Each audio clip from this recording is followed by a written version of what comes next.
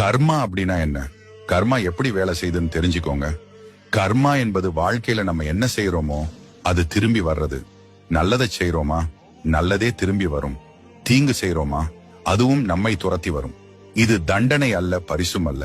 நீ என்ன செய்கிறாயோ அது உன்னுடைய வாழ்க்கை திரும்ப தெரியும் கண்ணாடி மாதிரி.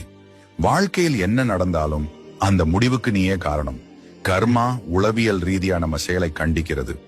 உதாரணமா, யாருக்காவது உதவி செய்தால் மூளையில் டோபமைன் எனும் ஹார்மோன் சுரந்து மனதில் மகிழ்ச்சியை தரும்.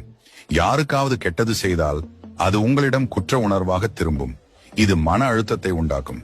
கர்மா உன்னால் கட்டுப்படுத்த முடியாத விதி அல்ல, அது உன் செயல்களின் விளைவை உனக்கு கற்றுக் கொடுக்கும் ஒரு வழி.